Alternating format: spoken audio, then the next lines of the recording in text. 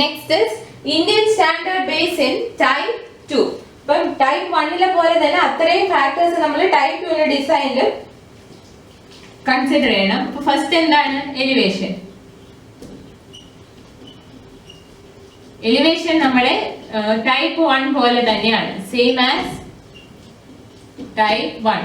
Type 1 നമ്മൾ elevation എങ്ങനെ കണ്ടുപിടിച്ചോ അതേ പ്രൊസീജിയർ ഉപയോഗിച്ചാണ് ടൈപ്പ് 2ന്റെ elevation of base floor. Elevation of base floor എന്ന് പറയുന്നത് ടൈപ്പ് 1 എങ്ങനെ ചെയ്തോ അതേ പ്രൊസീജിയർ ഉപയോഗിച്ച് ടൈപ്പ് 2 കണ്ടുപിടിക്കാം. ഇനി basin length and depth. ബേസിന്റെ ലെങ്ത്തും ഡെപ്തും കർവ് ഉപയോഗിച്ചാണ് ലെങ്ത് കണ്ടുപിടിക്കുന്നത്. കർവ് ഉണ്ട് LB/D2 F1. ഈ കർവ് ഉപയോഗിച്ച് വേണം ലെങ്ത് കണ്ടുപിടിക്കാൻ. Length of basin from curve. ഈ curve ഉപയോഗിച്ച് length കണ്ടുപിടിക്കാം. Then maximum raising of basin floor shall not exceed 15% of D2. Maximum raising of basin floor should be less than or equal to 15% of D2.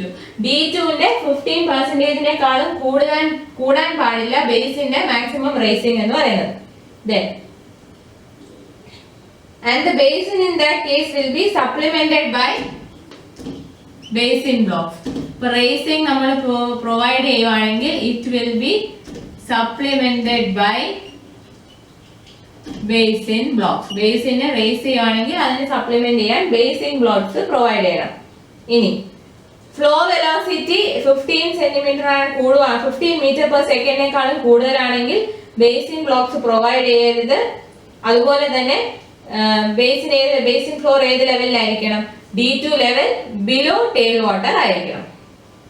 നേരത്തെ പറഞ്ഞ പോലെ തന്നെ velocity greater than 15 meter per second ആണെങ്കിൽ no basin blocks.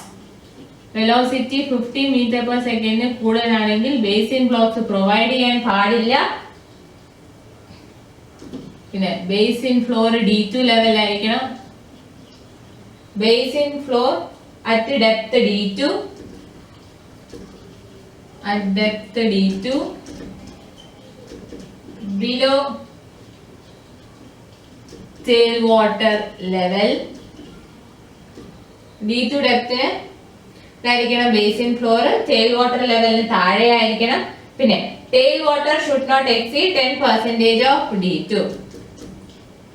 tail water less than or equal to 10% of D2 ആയിരിക്കണം.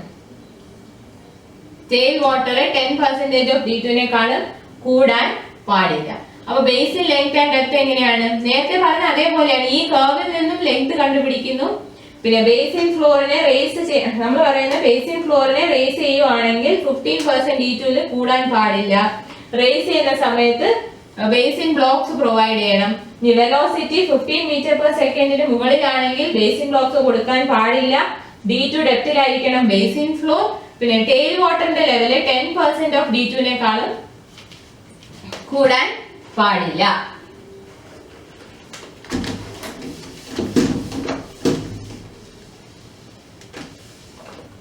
Third factor, basin appurtenances. First one, chute blocks.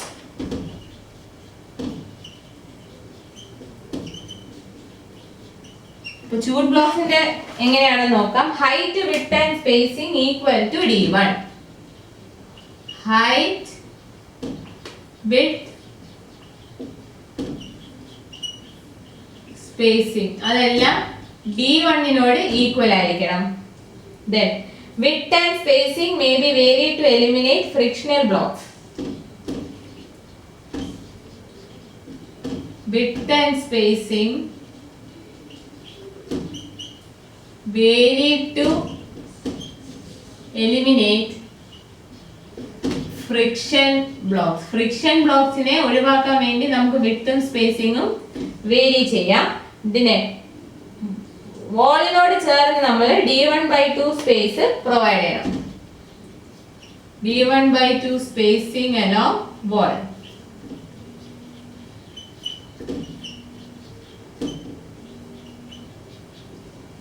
Tube ബ്ലോക്സിന്റെ ഹൈറ്റും വിഡ്ത്തും സ്പേസിങ്ങും d1. നമുക്ക് frictional ബ്ലോക്സിനെ ഒഴിവാക്കണമെന്നുണ്ടെങ്കിൽ വിഡ്ത്തും സ്പേസിങ്ങും കുറച്ച് vary ചെയ്യാം. ഇനി വാളിൽ നിന്നും d1/2 സ്പേസിംഗ് പ്രൊവൈഡ് ചെയ്യണം. Second one basin blocks.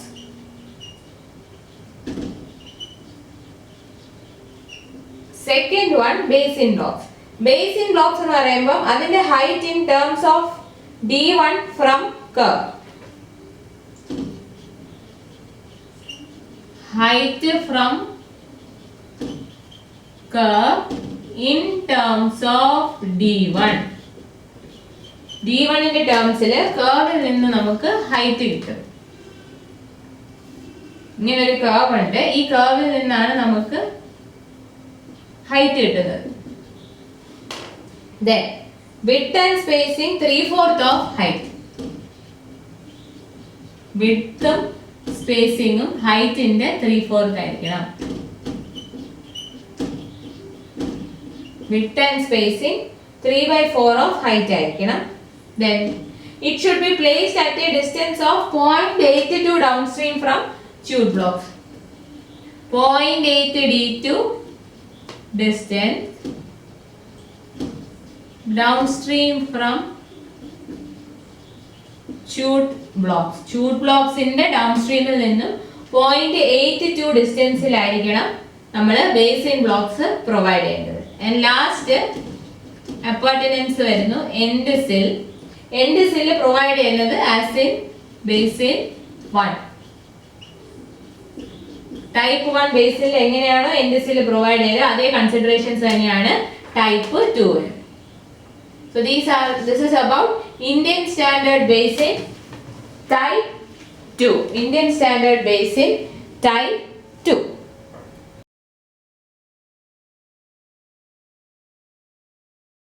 is hydraulic jump type sealing basin with sloping apron. Hydraulic jump type sealing basin with sloping apron. Sloping apron ഉള്ള hydraulic jump type stilling basin. നമ്മൾ ആദ്യം കണ്ട type 1 type 2 എന്ന് പറയുന്നത് horizontal apron ആയിരുന്നു. ഇവിടെ നമ്മൾ sloping apron ആണ് പ്രൊവൈഡ് ചെയ്യുന്നത്.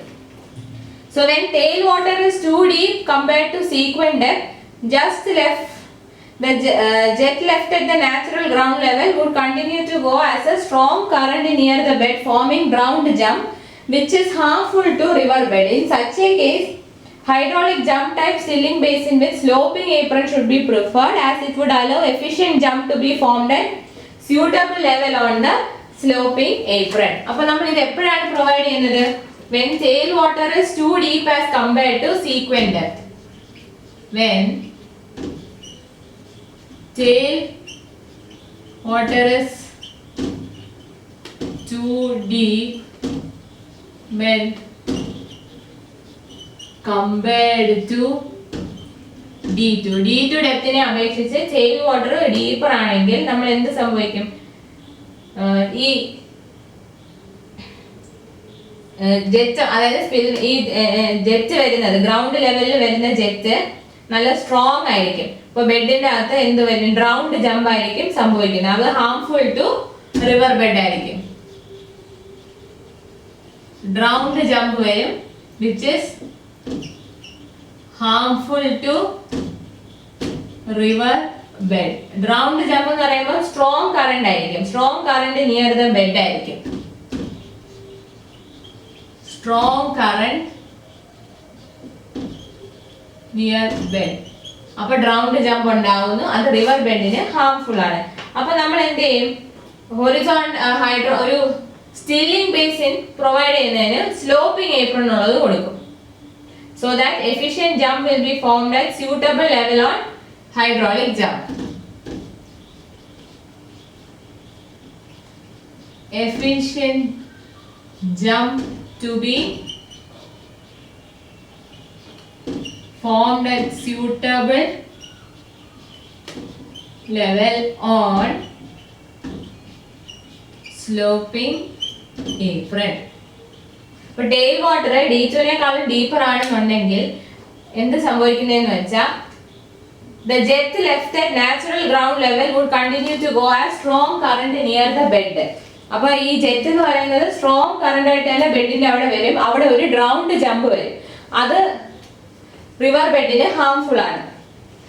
അതുകൊണ്ട് നമ്മൾ എന്ത് ചെയ്യുന്നു, സ്ലോപ്പിംഗ് ഏപ്രൺ ഉള്ള ഒരു സ്റ്റില്ലിംഗ് ബേസിൻ പ്രൊവൈഡ് ചെയ്യുകയാണെങ്കിൽ അതിന് സ്യൂട്ടബിൾ ലെവലിൽ നമുക്ക് ജമ്പ് ഫോം ചെയ്തെടുക്കാൻ പറ്റും. ഇതിന്റെ ക്ലാസിഫിക്കേഷൻ എന്ന് പറയുന്നത് ബേസിൻ 3ഉം ബേസിൻ 4ഉം. ഇതിന്റെ ക്ലാസിഫിക്കേഷനിൽ വരുന്നു ബേസിൻ 3 ആൻഡ് ബേസിൻ 4. ബേസിൻ 3ഉം ബേസിൻ 4ഉം ആണ് ഇതിന്റെ ക്ലാസിഫിക്കേഷനിൽ വരുന്നത്. Basin 3 is recommended for case where tailwater curve is higher than D2. Here,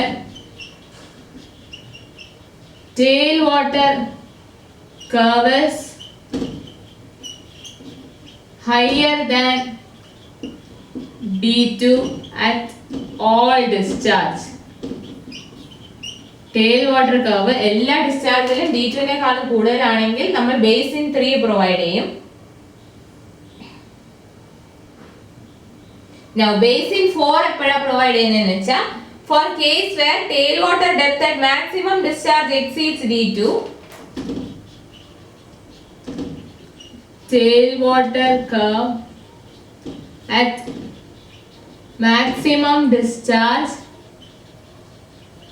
exceeds the D2 but equal to or greater than, slightly greater than D2 at low discharge, and equal to or slightly greater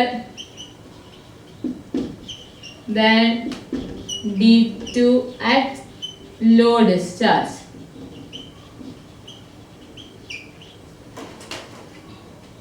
അപ്പോൾ basin 3 provide ചെയ്യുന്ന എപ്പോഴാണെന്ന് വെച്ചാൽ എല്ലാ ഡിസ്ചാർജിലും tail water curve D2നേക്കാളും മുകളിലാണെങ്കിൽ, D2 കർവിന്റെ മുകളിലാണെങ്കിൽ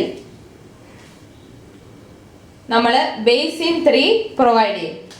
tail water curve higher than D2 at all discharge, higher than D2 curve at all discharge.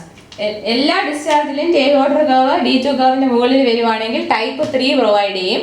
അതേസമയം ബേസിൻ 4 പ്രൊവൈഡ് ചെയ്യുന്ന എപ്പോഴാണെന്ന് വെച്ചാൽ മാക്സിമം ഡിസ്ചാർജിൽ D2 കർവിനെ എക്സീഡ് ചെയ്യുന്നുണ്ട് ടെയിൽ വാട്ടർ കർവ്, പക്ഷെ ലോവർ ഡിസ്ചാർജിൽ almost equal to or slightly greater than D2. So this is about hydraulic jump type stilling basin with sloping apron.